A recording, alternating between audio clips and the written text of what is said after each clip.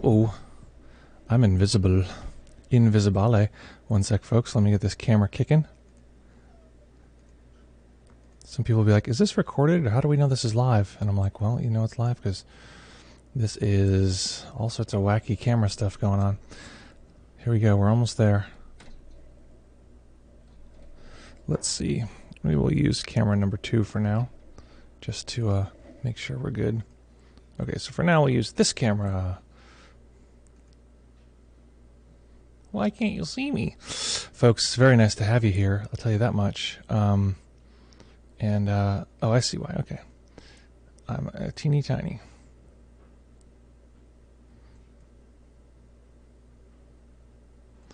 Okay, here we go. Transition. Welcome, folks. Welcome, welcome, welcome. Great to see you. This is the joy of being a live stream coming to you live from Brooklyn, New York. And if you're watching this on YouTube, we actually do want to do an experiment. We want to figure out, can you see this on YouTube? Hello, YouTube. Okay, that showed up. I'm trying to see if this can work this time because we're trying to get the chats from YouTube itself because before we didn't have that. Oh, poor puppy. Our puppy's doing a little whining. Can you see that on YouTube? If so, let me know in the chat, and that way we'll be able to tell. Welcome, folks. Great to see you here. Some folks are joining us here from twitch.tv/deepmindfulness. That is where we mostly exist, but we've been thinking about maybe we should do a little more dancing around with YouTube. Let's see. What else, folks? Yeah, what else is coming up? If you can see, hear, feel me, let me know. It'd be good to find out. Oh, there's my own voice. I can hear myself now. It's so funny how as soon as I can hear my own voice, it switches into like guided meditation mode. But it's still me. It's me. Oh, Dimitri, yes, you can see me on YouTube. That's lovely. Now the next thing, thank you for that, Dimitri. The next thing is, will this end up showing up on the screen? Currently, right now, it does not. So just so you know, if you want your chat to be on the screen, if that's important to you, then it is, you got to do it on, for today, on Twitch. We'll get that worked out, and eventually people from YouTube can watch this. If you're watching this on Facebook, let me know too. How's it going? What's going on? What's the news? What's the haps? Awesome, folks. We're beginning to roll in here. Let's see here. We have Dimitri. Dimitri, where are you coming from? Winchester, where are you coming from? Byron, where? Tell me where. God damn it. John, good to see you from Jamaica, Queens. John, let us know if, forgive me if I'm not allowed to say this. I think you said I am. But John is currently in the hospital with COVID and is slowly moving towards sliding away. Let's see, sliding towards exiting the hospital, which is lovely. Very good news. So let us know how that's going. Let us know how you're feeling. Winchester from Toronto. Thank you so much for joining us from Toronto. Where else are folks joining us from? We have 8 or so folks. Germany. This is Dimitri. Thanks so much. Oh, Jamler, of course. You know, it's so funny. It's hard to tell who's who, given all the funny pseudonyms. Although some people like pseudonyms, so what are you going to do?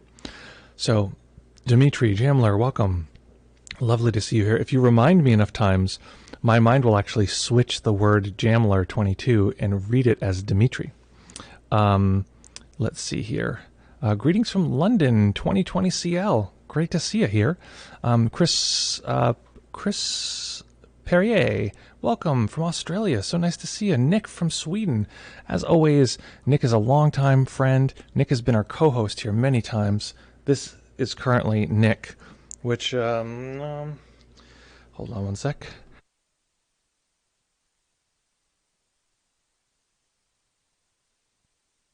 I was just making a request from my wife. Okay, let's see. Yeah, but if you do remind me, Dimitri, my mind will actually read Jamler as such. Let's see here. Yeah, great news about John, and it is great. It's very inspiring, and I really appreciate. You know, John has been really using this practice in a way that's been really powerful. It's just watching that happen is so heartening because I know it works, but then to see it work in life in a situation that seems very difficult, obviously is very difficult. It's so heartening for me. Okay, I forgot to mention this. Nick, longtime supporter, longtime subscriber. So, oh wait, I made a confusion here. confused. I mixed two people together here. Forgive me, my mind is reordering itself. Where am I suddenly very confused? Yeah, Nick.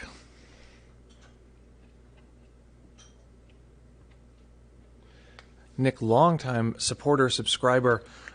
Subscription supports the channel, but what it also does is it means you don't get commercials if you're here on Twitch.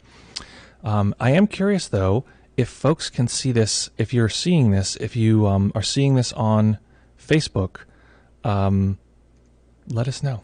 I think if you're on my personal account, you can't reply. If you're on the business account or the the Deep Mindfulness Collective account, you can actually write back to us. Welcome, folks. This is so exciting. I love doing this every 3 times a week. We're here, we're hanging out, we're meditating, and we're introducing something brand new, which is we're getting people in on Zoom afterwards to ask their questions or give their reports about what their meditation was about. So right now we're just doing voice, and we're considering, should we do video, ? But I want to hear from you. Would you prefer to have, when people come on as guests, forget that it's you, would you prefer to see them, or would you prefer to just hear them like a radio show kind of thing? Sher Khan from California, welcome. So nice to see you from Facebook. Lovely. Thank goodness you found your way over here. Nice to see you here. Let's see. Byron Patchett from Peterborough, Ontario. Let's see. So, Tomlin, you're quoting these from.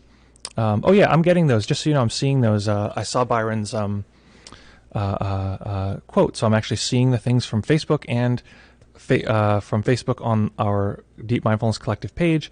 I'm seeing Twitch. I'm seeing YouTube comments. Excellent, folks. You have no idea how crazy it can be to get these pieces together. But we got them. Ladies and gentlemen, we're going to be meditating today. Good news. And we're going to be meditating, guess what? On emotion. And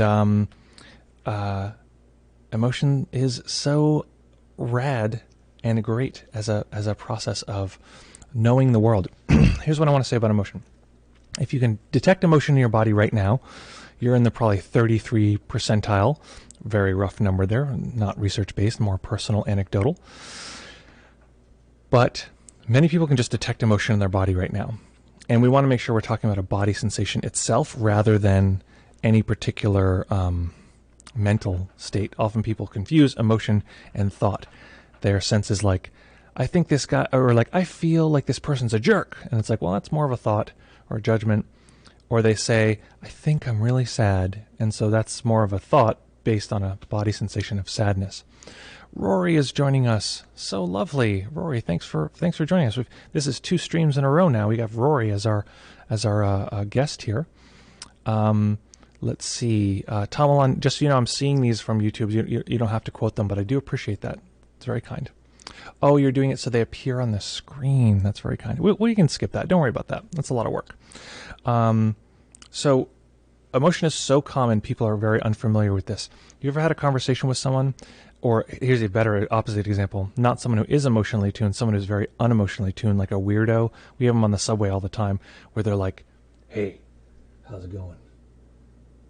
And they can't break eye contact. They're just like, hey, they have like no chill whatsoever, and they're just like, so, do you have money? Or whatever it is. And even if they're not asking for anything, it's even scarier if they're just like, hey, tell me about you, right? So even breaking eye contact is an indication that somebody is regulating emotion, which we do all the time.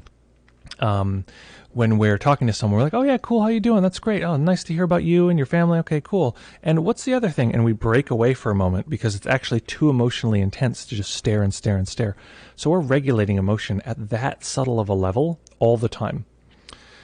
So that's how subtle emotion can be. But the thing is, right now, we're all packed into this in our homes. We're all sort of stuck in one place. And so emotions can actually be running high, but because they're sort of slowly increasing, we often only feel them when we're overwhelmed. So if you can compare your current experience to like just feeling totally neutral, not happy, not excited, just total neutrality. Maybe like, where's an experience where many people feel neutral? I don't know. What's a common experience where people feel neutral, folks? What's an example here? I was going to say at the dentist, but I was like, that's a terrible idea. So So, experience where you feel neutral. My mind is like riding a horse. I don't know. So, an experience where you feel neutral, maybe just before you're falling asleep, and you're not like dreamy, pleasant. It's just sort of like the day is shutting down and the regularly neutral. And then compare it to now, or generally how we're feeling now. And often people's anxiety is like slowly bubbling. So just to notice that experience often can diffuse it, because emotion wants to be conscious, and if it's conscious, we can break through that as something that can drive us around. At the grocery store, it's funny you say like, oh, neutral at the grocery store, because I was just at the grocery store in New York, and there was a line that was, 100 meters long, of people waiting to get in, and I rode up on my bike and I was like, yeah, this isn't happening. So I think normally we might be pretty neutral at the grocery store if we're not rushed or that kind of thing, but at this point, they're warning people right now, don't go to the grocery store, just live on whatever provisions you have for now. The process of walking to a familiar place. Yeah, exactly. Or maybe look here, how about this, looking for envelopes, right? If you're not, usually not in a rush looking for envelopes, hopefully you're not in a rush. And you're just like, okay, where are those envelopes? I had some, but where are those envelopes? Just that sort of ordinary workaday, boring, stapler vibe. I don't know if anyone uses staplers anymore. And then comparing that to where we are, and just notice if the system's sort of a little bit like buzzy. I know that mine can tend to be. So today we're going to be doing some meditation on emotion.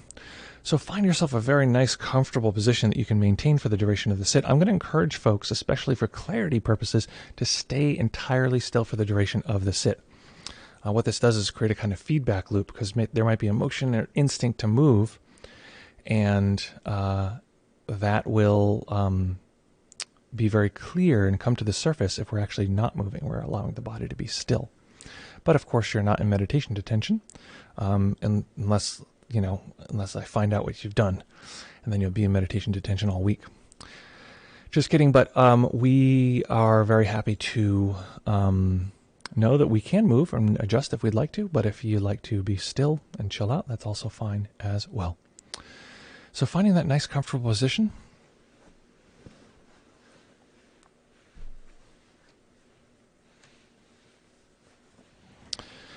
And when you're ready, we will begin.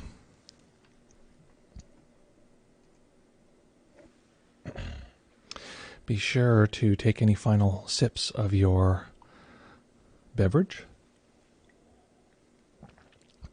In this case, some nice matcha with some recently replenished storeroom of stevia. The things we were resorting to, boy, to sweeten our beverages.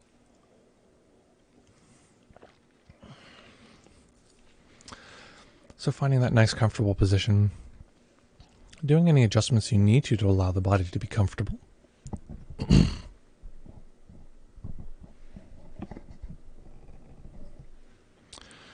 And we will begin.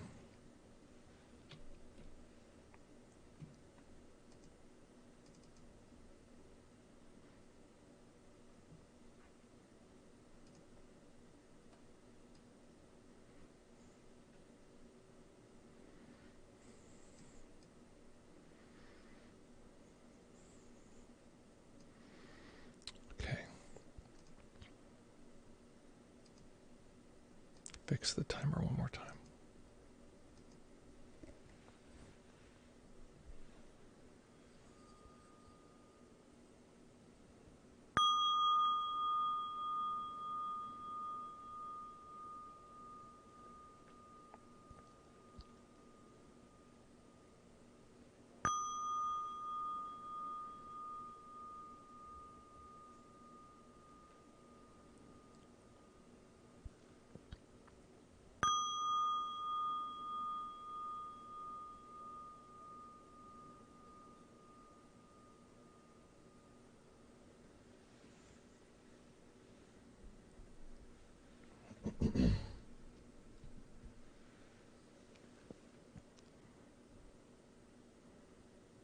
Beginning by taking a few comfortable deep breaths and just feeling the body rise and fall.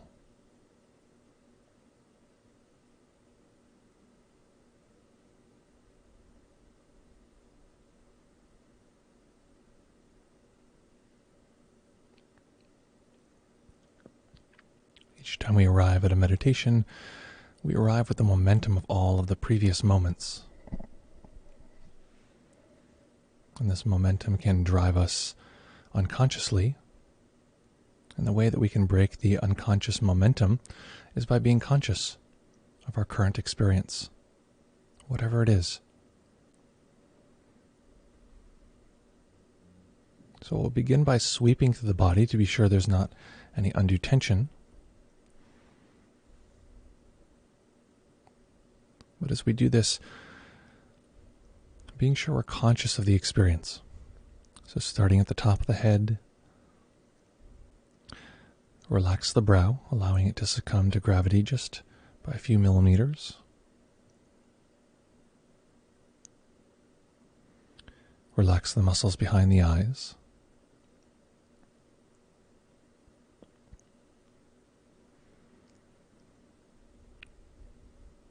Allow the face to go smooth, again letting it fall and succumb to gravity just a tiny bit. Letting this relaxation spread to the back of the tongue, letting the jaw go slack.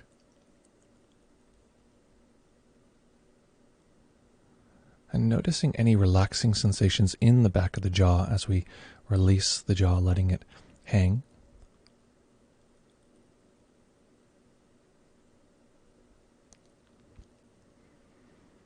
If we do, we may notice there's a slight bubbly sensation or a slight warm, relaxing sensation.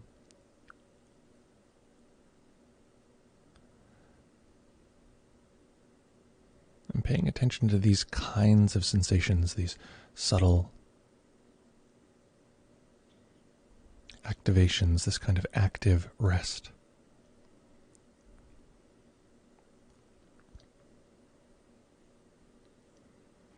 Relaxing the neck and the shoulders, the upper arms, elbows, forearms, wrists, and relaxing the hands.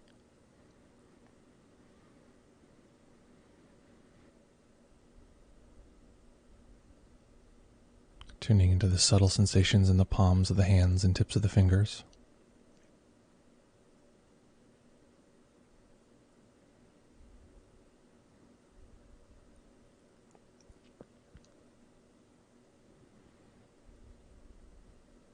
There are massive numbers of nerve endings in the palms of the hands and tips of the fingers, many more than most other parts of the body. So seeing if we can tune into the subtle vibratory or rain-like sensations of the hands, thousands of tiny sensations, creating a field of awareness that we ordinarily refer to as hands.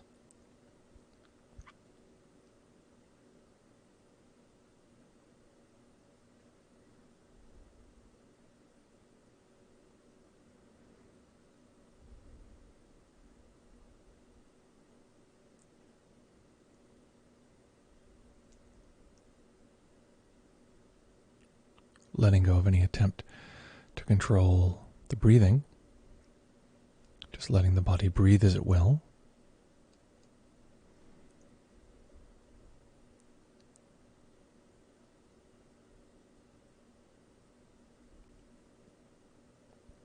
And noticing the natural tightening and relaxing of the upper chest and upper back as the breath comes and goes.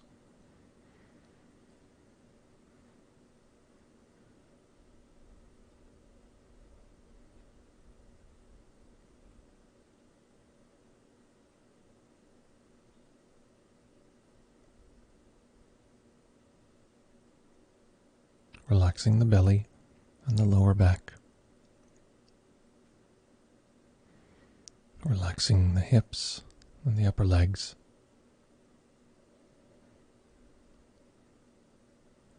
The knees and calves. The ankles, and relaxing the feet.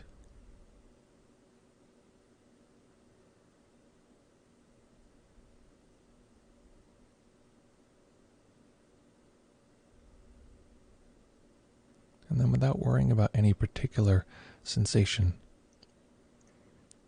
we're going to try to gather all either relaxing or neutral sensations in the body as one large pool. We may miss some, this may be inexact, but we're looking for a general capture of all of these sensations at this particular moment.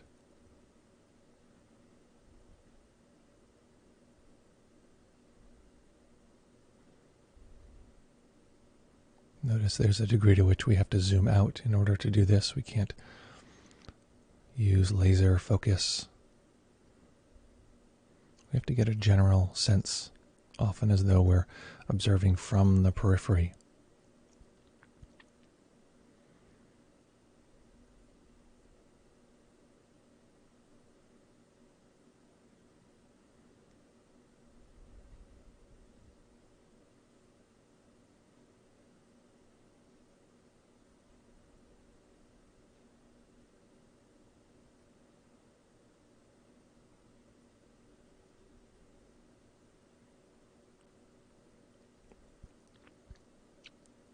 And without collapsing down, just allowing ourselves to know the experience of the breath.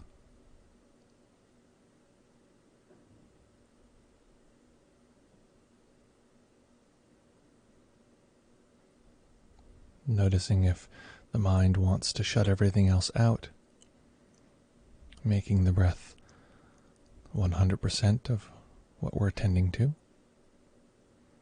Just letting go of that instinct and letting it be one sensation among all of these sensations.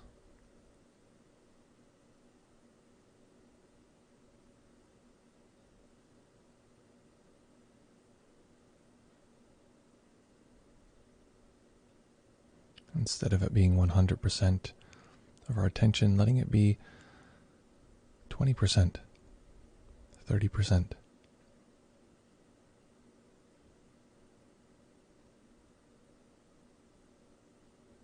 Looking for a balance between this soft, open awareness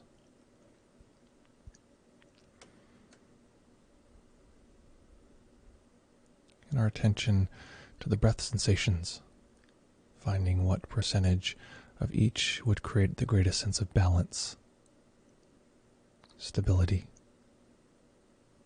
continuous mindfulness.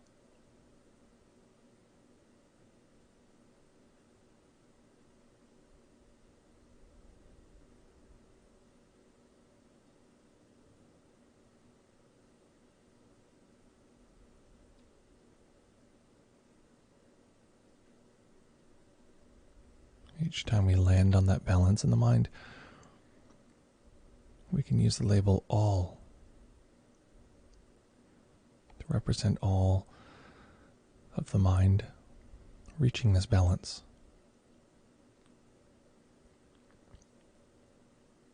Even if just for an instant.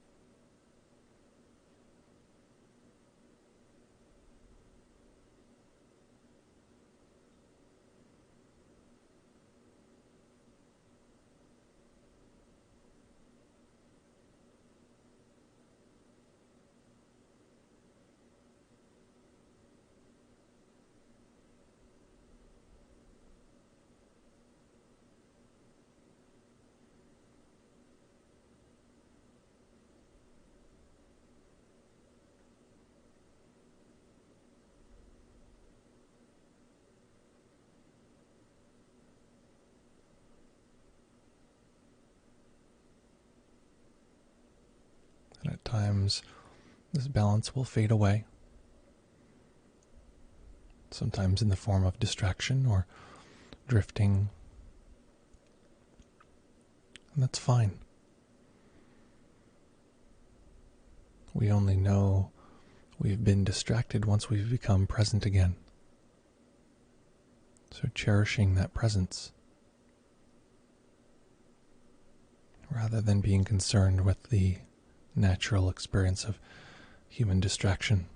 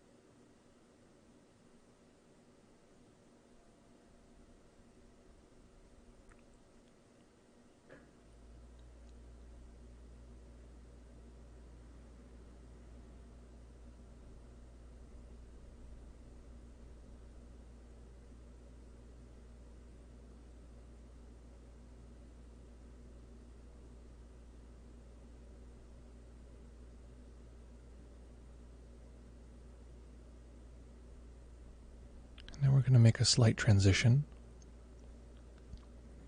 looking for any emotion in the body, similar to the relaxing sensations in the back of the jaw or the subtle vibratory sensations of the hands. Emotion is often light, subtle in this way.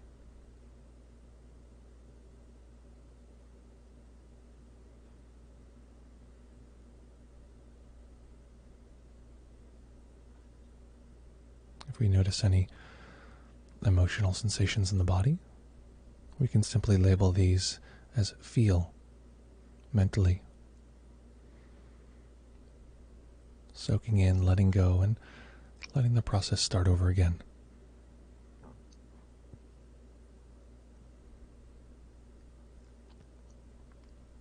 If we don't notice any particular emotional sensations, we can simply label this as rest, meaning emotional rest. In other words, peace.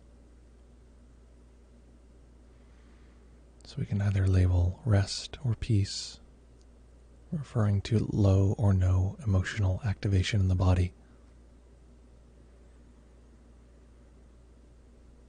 So at any moment there either is emotion, which we can mentally label feel, or there is not emotion, which we can mentally label peace or rest.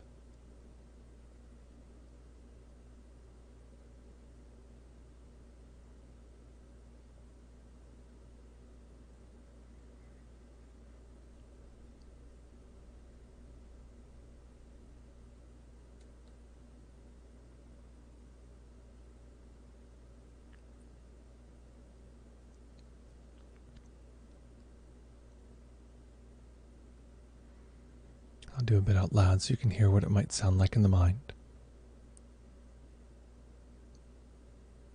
Feel, feel, peace, feel, feel, peace. You get the idea.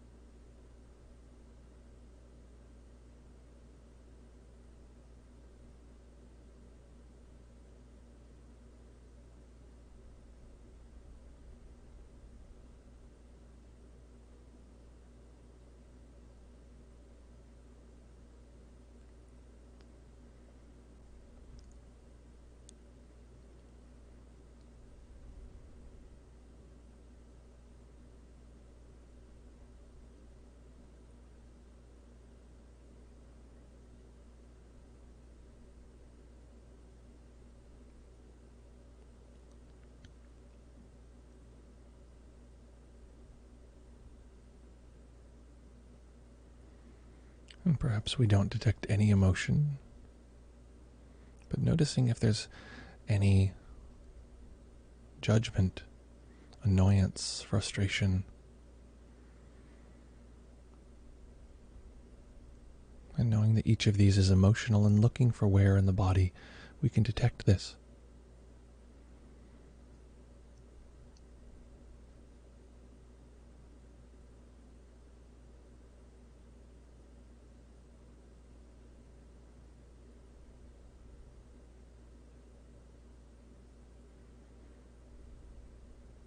And noticing any subtlety. Often, if we're noticing or experiencing this particular moment without any intention on our part, the body-mind will have a read on our current experience. It will like our current experience. It will dislike.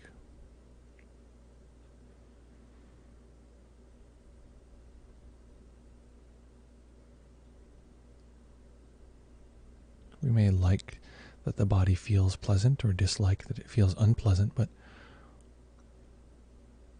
we're looking for the body's read, the body's overall assessment of how this particular moment is going.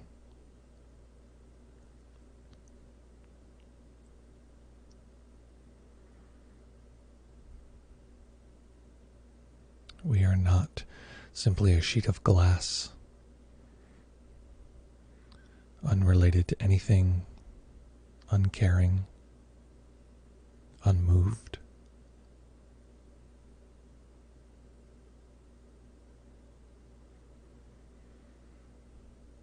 So looking for even subtle emotional experience. If we're not sure, we can simply guess.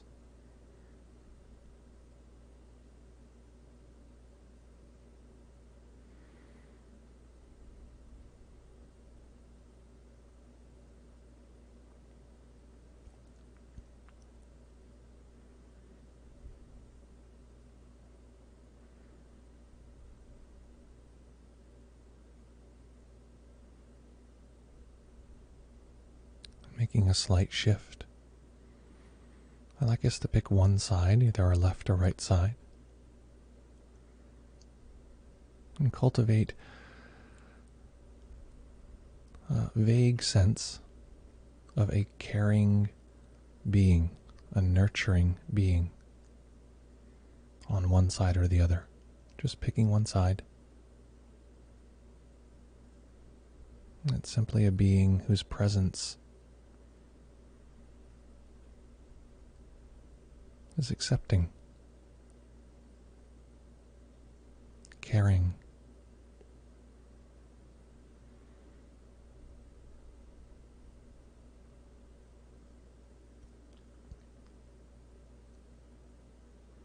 who doesn't need us to be different.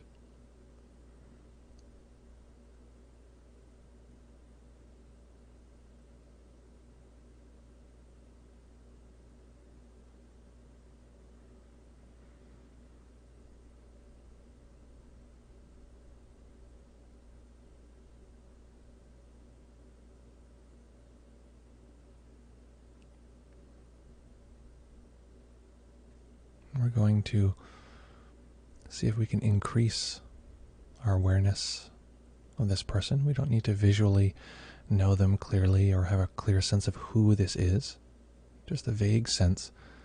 But I'd like us to increase our sense of the depth of this person's heart, of their openness, of their ability to hold the difficulty of those they come in contact with. And all of this kindness and care is being directed at us at this moment.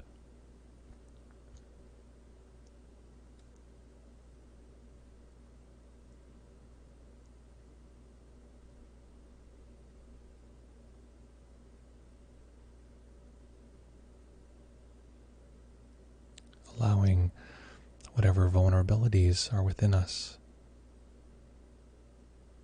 whatever degree of subtle holding on that may be present for us, consciously or unconsciously, allowing that space, this deeply nurturing figure,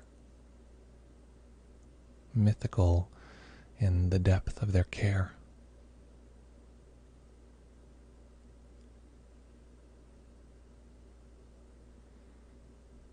Letting the level at which they can care for us be beyond that which we've ever known, more than any person who's ever been there for us.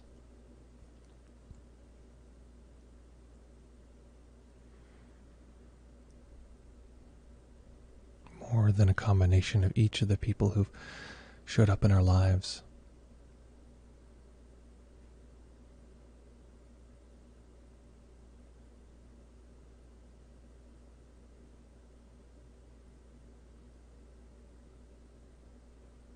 And for a few moments, whatever we need to increase the intensity of this particular experience, bringing it to a kind of crescendo,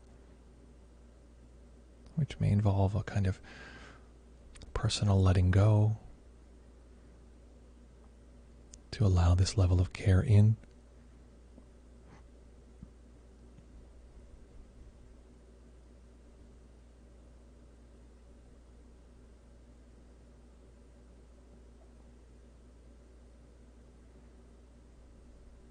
And then letting go of imagining anything.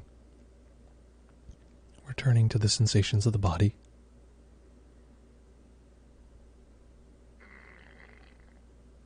And comparing the left arm and the right arm. The left side of the torso to the right side of the torso. Does one feel more active? Does one feel more neutral?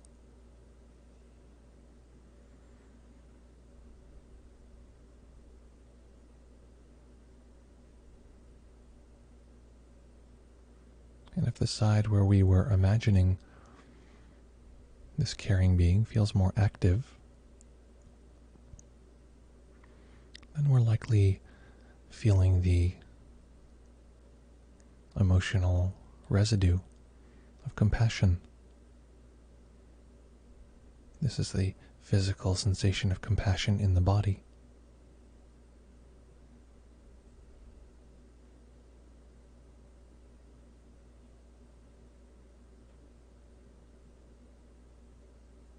Taking a moment to recognize if we do notice this,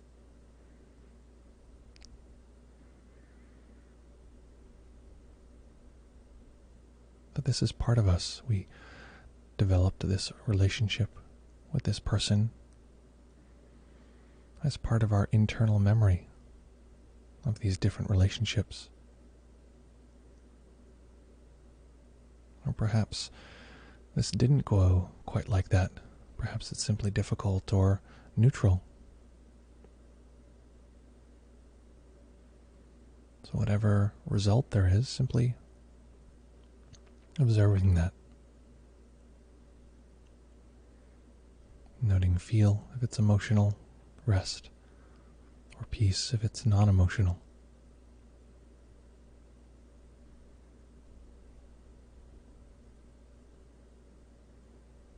And staying with practice, staying in stillness, allowing a tiny bit of light to enter the eyes, eventually allowing the eyes to rest on a single point as they fully open, seeing if even with the eyes open we can detect emotion. Know the relationship of emotion and peace. Know what they're like. And letting this moment here with our eyes open. Sitting as we do much of our day. Letting this be the great teacher that shows us how to bring this practice into our daily lives.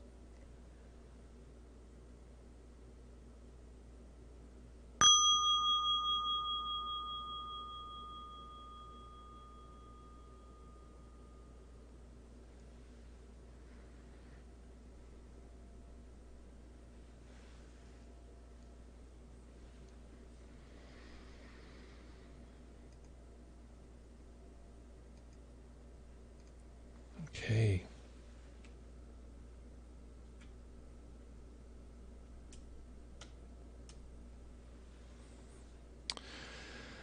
So, folks,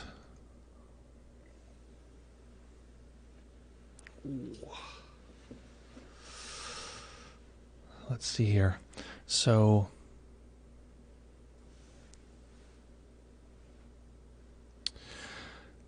there are many ways that a person can find out what's going on with somebody else. I could hire an investigative reporter to follow you around, watch your daily activities, see what your general vibe is, what you do on weekends, which periodicals you write, and then I could assess maybe what your internal landscape is from that data. But a much more direct way, in my personal experience, is to simply ask and to hear from you directly, what was that experience like? So Tomalin has just put a link to our Discord in the chat. I'm going to link this. I'm going to put this in the bigger chat so it can be everywhere. So this is where to, thank you. This is where to reach us when we're offline or ask any questions for stream, which we can answer at length if you ever have a question you want it answered. But I'm also going to put our Zoom into the chat. Let me see here. Let's start this up. Okay, this is going to be Zoom. We'll just do audio for now. This is the Zoom. I'll put this in the chat. If folks want to jump in to our Zoom, you can tell us what that experience was like, or you can write it down if you'd like. Oh, I was supposed to put an exclamation point before that, so it didn't show up on screen. But whatever, that's okay. It's okay. Yeah, what was that? What was that experience like? What happened, and what on earth are you like now? Let me just, as people get ready to jump in and say what their experience was like, I just want to go back here. There's some chat during the meditation. It was a good idea to start the meditation with dissolving into non-visuality. Is it a good idea? I'm not quite sure what you mean non-visuality, but you say next after this, you say, is it a good idea to start meditation with dissolving subject and object of meditation into non-duality? Okay, that's a little more clear. And then to proceed to Vipassana in order to bypass the observer trap. That's a question from Cosmosis from YouTube. Cosmosis, that is a great question. Basically, my general position is that every type of meditation, every arrangement of meditation is going to have its advantages and disadvantages. Sometimes that's the best case scenario, which you can do. Oh, that made a mistake. Sometimes that's the best case scenario, is to do exactly what you described. Sometimes it's not. And you're describing one of the benefits of that, which is that you're less likely to be trapped in the observer position. And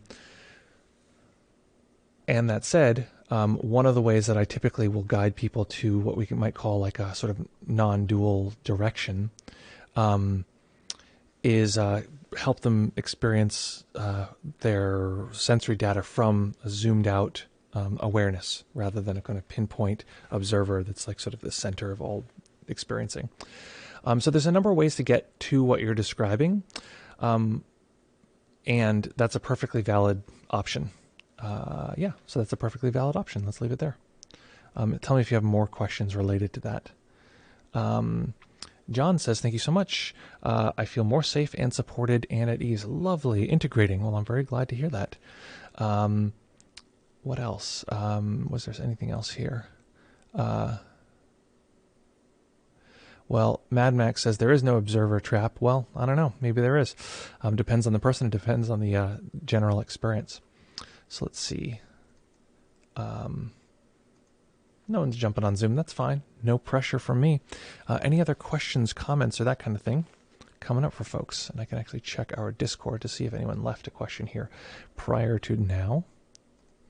Questions for stream. This is a relatively new thing. Questions for stream. Here's one.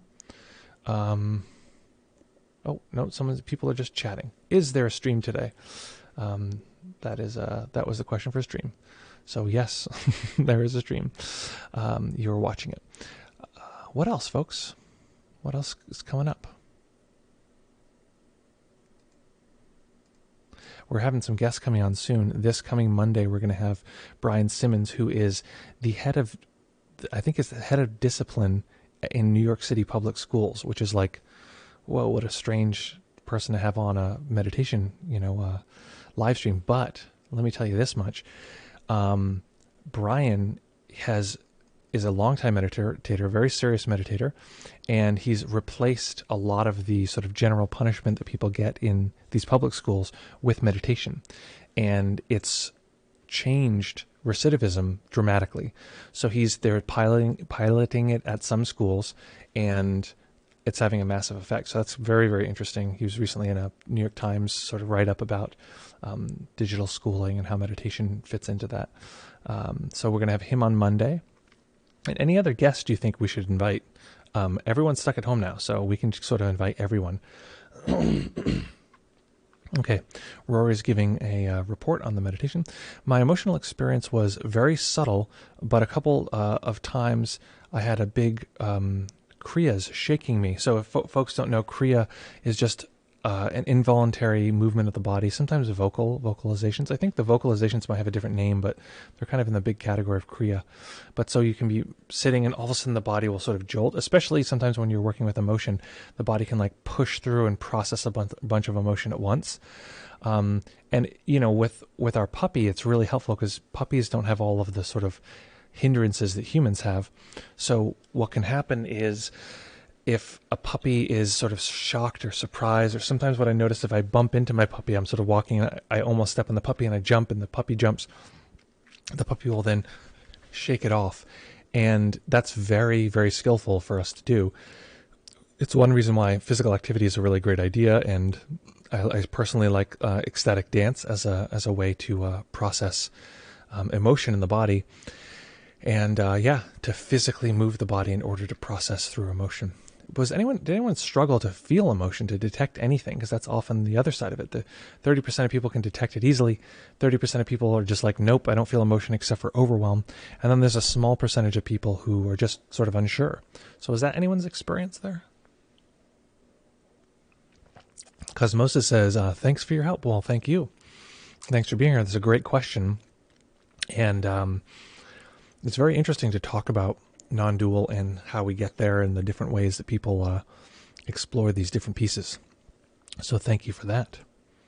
What else? Anything else? I don't want to keep people in meditation jail. So just so folks know, announcement, in less than 48 hours, we're going to be back here.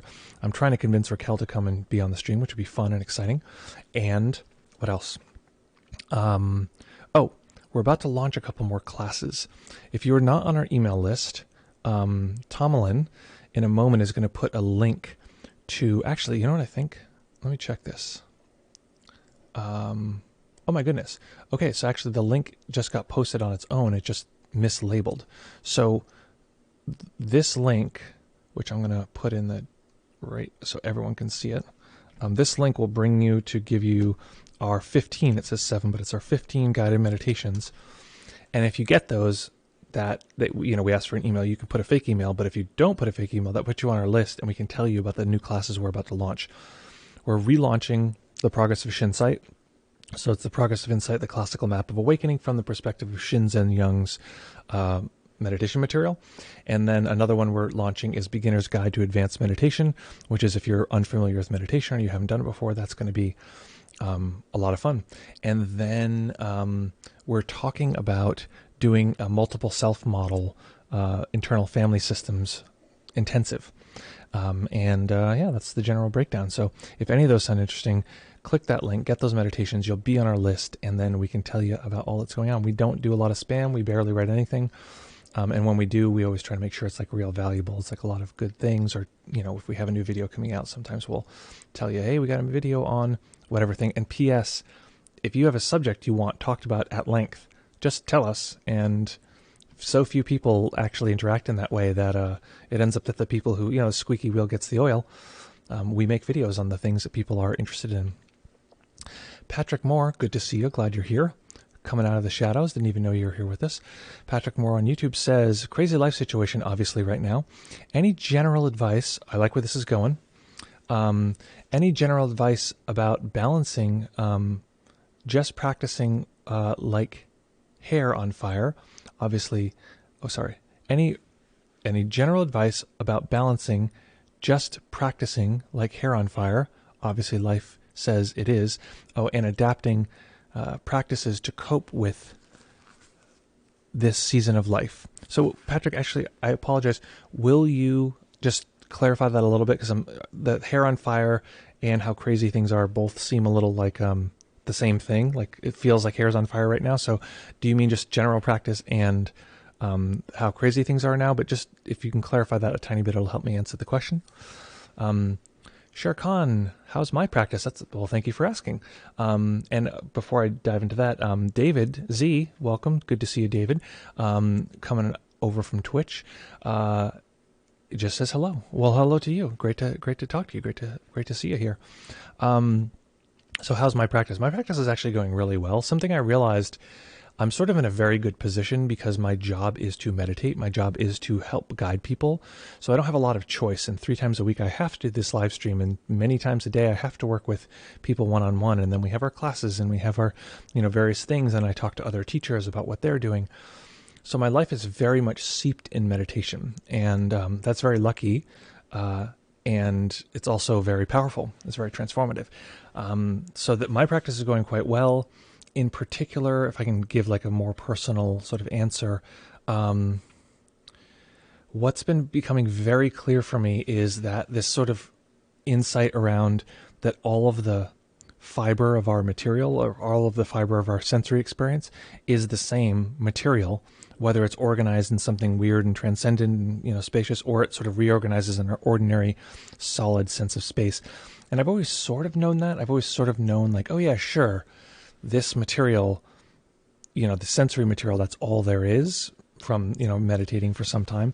But it's becoming so creepily, abundantly clear that all I'm experiencing is this spectrum of fluctuating sort of organization of sensory data and reorganization or sort of less organized, more spatially soft experience of sensory data. And it's funny, I keep closing my eyes because that's actually, when the eyes are open, it feels very solid, very sort of organized, until I start looking at it and suddenly it gets very strange and deorganized.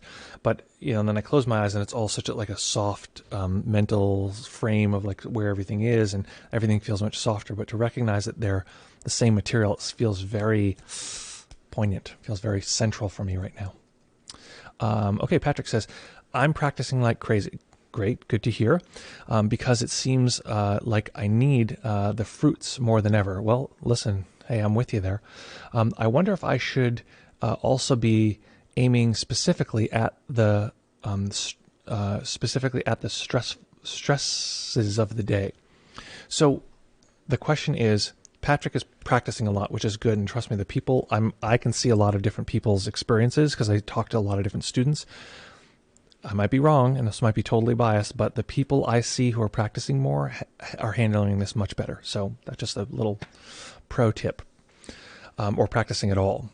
Let's see, what's it called?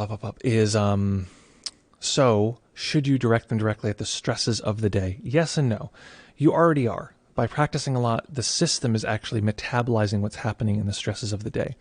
So you don't actually have to. That said, I would try it out because it's going to be different for each person. You can actually address, and again, to be careful, don't address the stresses of the day.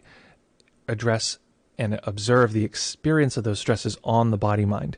Maybe directing kind phrases. You can do a nurture positive practice. Kind phrases on the experience that is how the body mind is responding, on the gripping or the shaping or the sort of creation of time, creation of a narrative, and just be very kind to those. Be very kind to those. Let's see here. So that's what I would generally do, and just experiment. What's fun? Do that. That's good. So Connor P says, "Rest in peace. Only 5 watching." Well, We have at least 10 over here on Twitch, which is right over here, twitch.tv/deepmindfulness. There's at least I see Sher Khan is watching over on Facebook, and of course many people watch the playbacks of these things. So yeah, hopefully that's, and the playbacks are always here. There's a whole library of playbacks, by the way. Those live on our other YouTube channel, if people don't know. It's YouTube.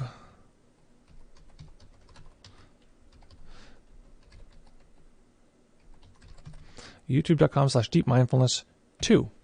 That's spelled correctly, right? So that is the link to our oh, thank you for that.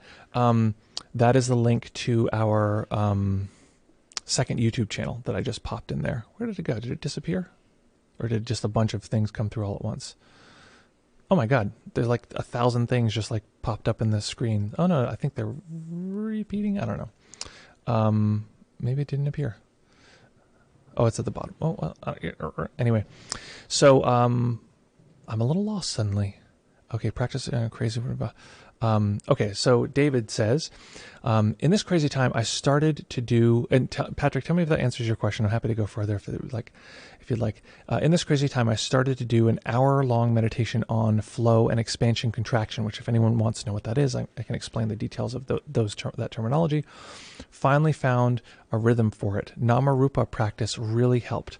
So I'll just let people know that Nama-rupa is sort of explicitly what I was talking about a moment ago, watching the mind grip and organize data in terms of a self and a world, and then watching it degrip and turn into non-linguistic data sort of floating around. And if anyone's interested in that, we have a whole series that's based on that. I'm happy to share those guided meditations with folks. But it's happening all the time. This is the mind organizing data. Actually, we can do a quick demonstration to show you that this happening live, because it sounds theoretical, but we can show you what's happening live.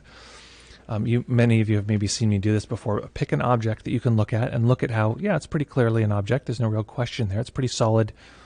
It exists as far as we're concerned. Experientially, yes, an object. Then pick another object, look at that, observe. Okay, yeah, that's an object, sure. And just pop around and say, oh yeah, that's an object, just kind of moving around, noticing these different objects as they appear. There's an object, got it.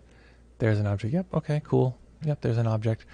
And notice how existence-y, how much these things are existing, how solid they are, how yeah, that's an object. There's no question in the mind. And then notice that each time you switch objects, the previous objects fade. They become soft and like sort of something in the past because the current object is so solid. And notice that each time you fade, the ones that you previously looked at have to drop down in intensity for this object to feel solid and visually, present, that kind of thing. The mind only has so much real estate, so what it does is like a video game. When you're not looking at something, it sort of just like turns it into like barely anything. And that's the mind organizing and deorganizing material. And if we can watch that flow, that process of that material happening, it can be very, very transformative, because we recognize, oh, the mind is actually producing this sense of order and structure and in and out, self and world. And that is the realm of Nama and Rupa. The terms Nama and Rupa mean name and form. And name in this case means any organizing strategy of the mind, any organizing tendency. And Rupa meaning the raw data. The thing is that we have to recognize is that Nama, this organizing strategy, the sense of self, or any noun that we can think of, any object in the mind, this is also just Rupa. It's just organized Rupa. So to see it as an organized collection, a sort of clump of sense data, is very, very powerful to recognize it's just the same material stretching and pushing and pulling. So thank you for that, David. Let's see. Rory says, if we go to Zoom at this point, does it mean this online discussion ends? No.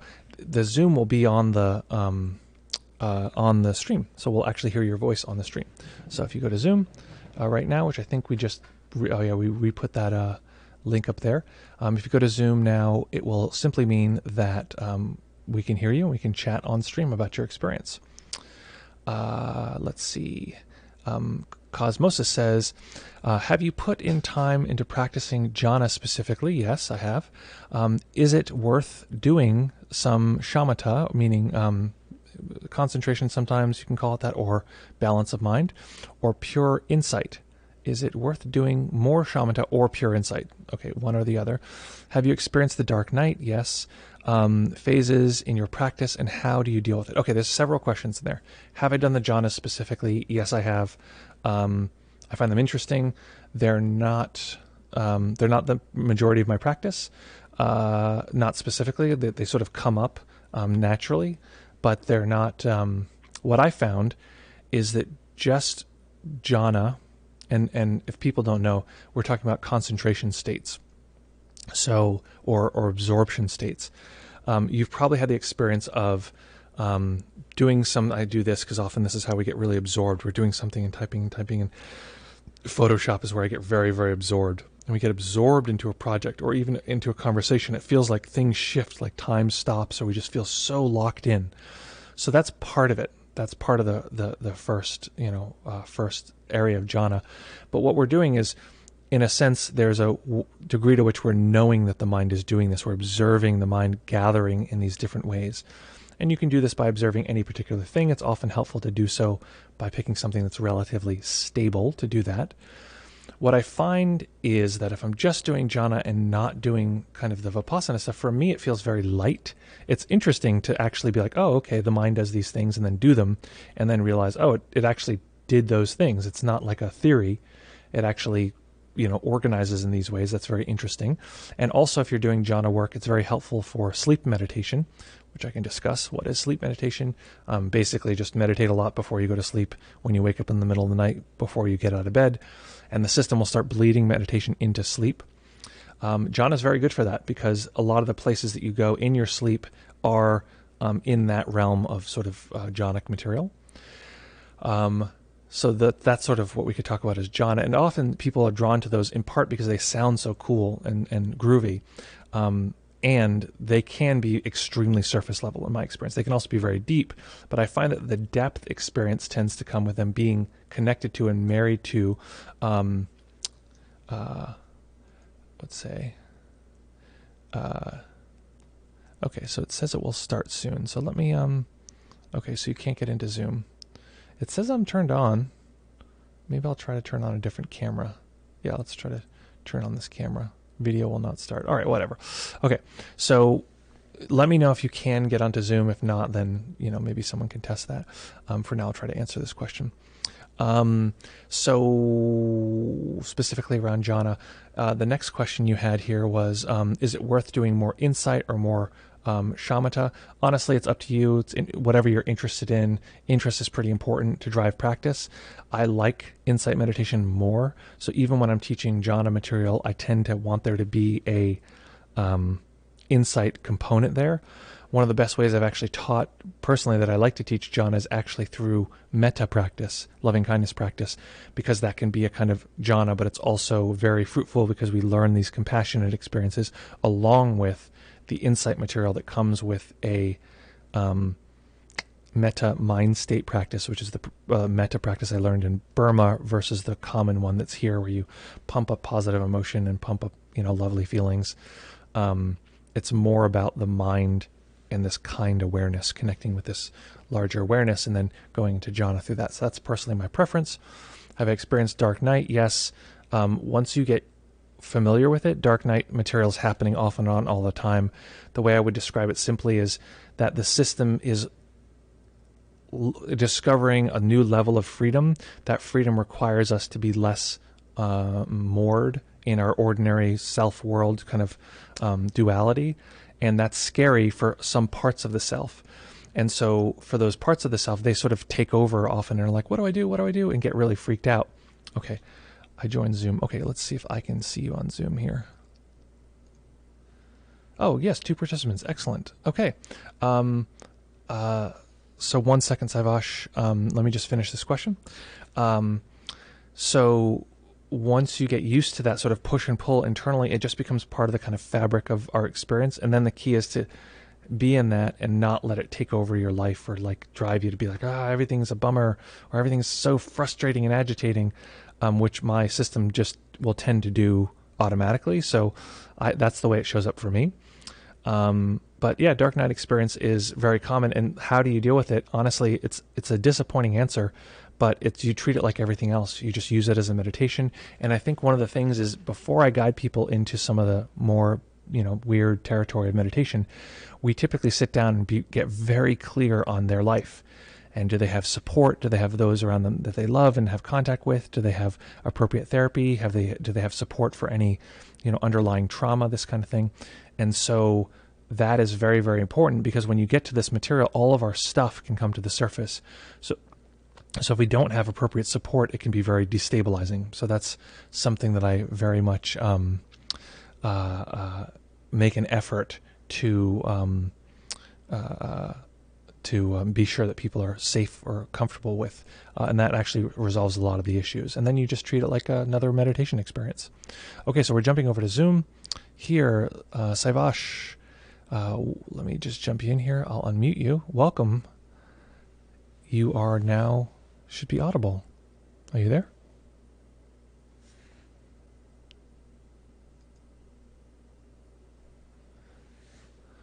Yes. Oh, lovely. Perfect. Oh, okay. Perfect. Well, thank you for that. I appreciate the technical support. Yeah, and just real quick, were you able to do the guided meditation that we did? No sweat. No sweat. We were working on emotion. We're in the middle of an emotion series. So, yeah, awesome. Thank you for jumping in. Appreciate that. Okay, so now we'll jump back to the live stream here. Oh, we don't want that program. We want this other program that shows us all of the chats. Okay, let's see here. David, you said you wrote me an email last week and I didn't see it. That's totally possible. And I will look back at it, but if you have a moment, resend that right now and I will look at that. Thank you for following up, and thank you for not taking it personally, because I absolutely want to make sure that I reply to every email, if I can, when I can, as soon as I can. Sher Khan says, quality over quantity. That's exactly true. And sometimes the quantity is we have to reverse the order. We don't have time for like really formal practice. We have children or we have complex lives. So it's more about continuous like light meditation. So that can also be the case. Tamalan asked, there are no Zoom problems. I don't think there are. I think maybe someone said that they couldn't get on, but someone just got on audio wise. Winchester 99 says, any plan for an event or a weekend section for your Shinsight course for those of us not fortunate enough to be working during business hours? Well, one of the things that we're going to do is we're going to release a doodle poll. If you're on our email list, you're going to get a poll to say, hey, when would you like this to be? And it's going to be, if a lot of people vote for some hour that actually works for you, then that's when it's going to be. So make sure you vote, because it might be exactly when you need it. But that's a good idea, is maybe to do a weekend version of this. And for us right now, weekends don't exist. So it's not like we're losing a weekend. It's now like every day is the weekend, every day is a weekday. So, of course, Raquel's reminding me I should take a break, because I was like, seeing 12 students a day during the retreat. So it was like intense. Patrick says, thanks for your answer. Helped. I've been adding more heart practice in general, often specifically towards fear and other emotions in the body. Seems to be working well, and to take off the edge. Yeah, and Patrick, your practice is developed enough that you may be noticing at some point that you can do heart practice and loving kindness practice and this kind of thing in a way that is experienced as an insight practice. Look for the dynamics in the heart practice that I've given to you in the past, the loving kindness practice. Each of those is an insight practice. I almost always, the one practice is the boundless compassion, where you look for any edges in your experience. You know this, I'm explaining to others. Any edges in your experience, and then just say, I love you to those edges, and observe them in the context of all of the other experiencing, which A, teaches you about the sort of attention and awareness quality.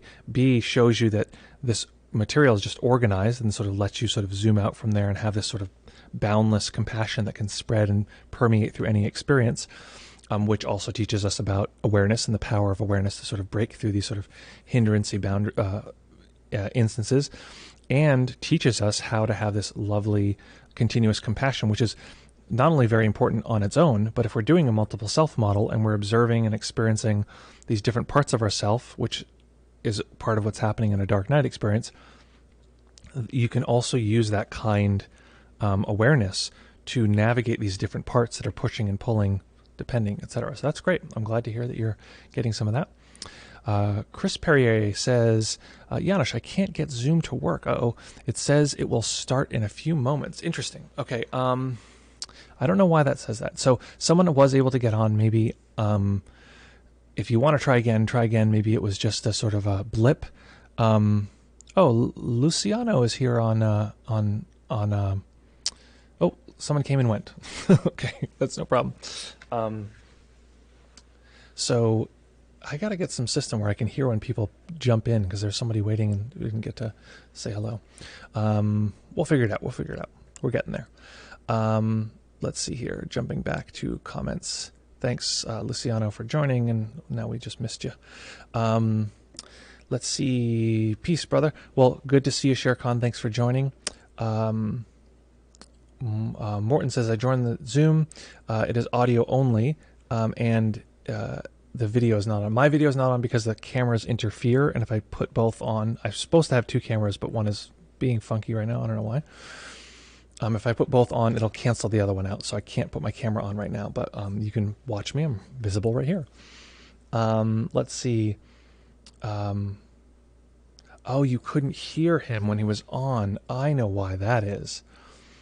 Oh, okay. Desktop audio is off because during the meditation, I turned that off so that people don't make sounds during the meditation. Thank you for that. Let's see. Chris Perrier, I'm in Australia, so wondering if the effects of my capacity to get on Zoom, because it says zoom.us. I don't know. You can try again if you want. No pressure, and then we'll kind of go from there. But folks, it's been a lovely, lovely stream. I've had such a lovely time with folks. Great questions, good times. What we're going to do is put on our closing music, which some people like. Tell me if you don't.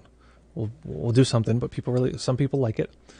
It's like very Trumpian. Some people like it a lot. So if you don't, you're unlike everybody.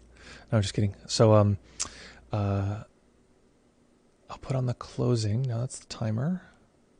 Outro. I'll put on the closing music, and I can still see you. I can still hear you.